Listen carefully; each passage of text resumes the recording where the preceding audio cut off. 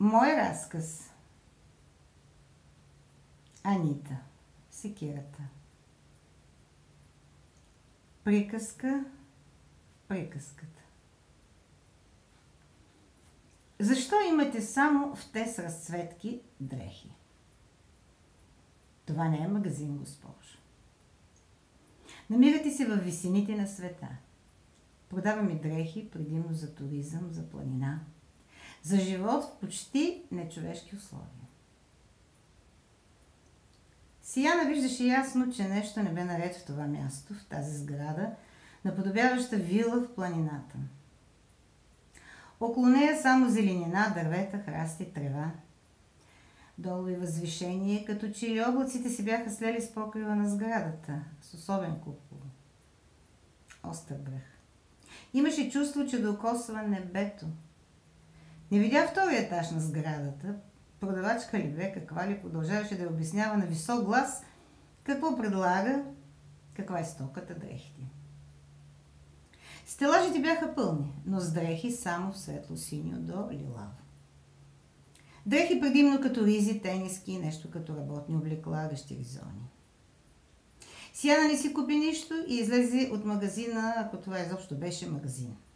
Видя приятелката си пред входа и се чуди защо е вървяла след нея чак до тук.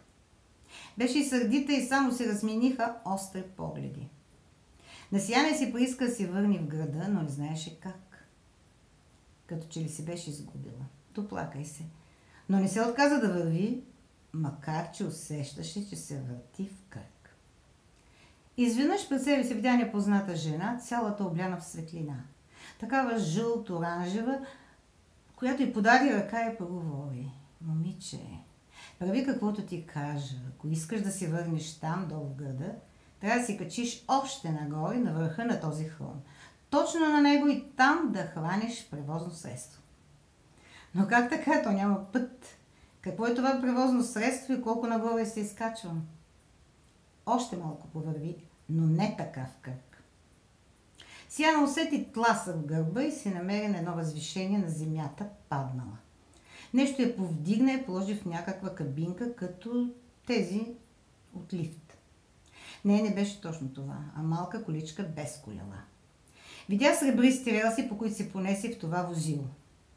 Усещаше, че не е сама, но не смееше да се обърне назад зад гърба си.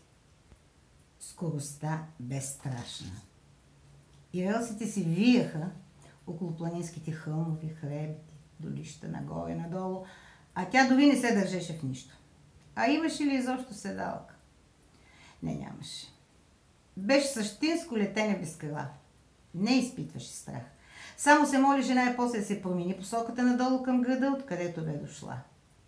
Много дълго продължи това пътуване по релсите. Забеляза вече, че около нея нямаше планини, хълмови, а поляни. Видя едно говедо, приличаше на сива крава, която пасеше на ливадата. От страх ли, какво ли, извика се сила. Мечка! Не, това не е мечка, крава е. Та каква крава, тя няма виме, извика Сияна. И се опита да се обърне, да види кой зад гърба и се вози с нея и явно я управлява. Не е самата. Но никой не видя. Беше сама в количката, която вече намали скоростта. Релсите се сляха с земята и чудо.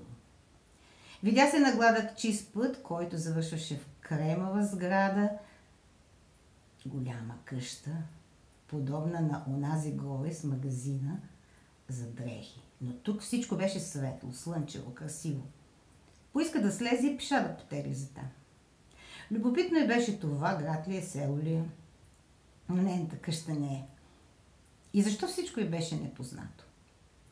Спря се на пътя, беше доволна, че се е върнала долу при хората, макар че все още никой жив човек не виждаше. Дойде и на ум, че може би сънува. Ощипа се по бузата, но не. Беше будна. Леко изплашена, но и доволна. Беше се измъкнала при гръдката на планината, на висинето. Беше сама. Без приятелката си, без другата непозната жена, гласът, който я управляваше. Махна с ръка и пое по пътя.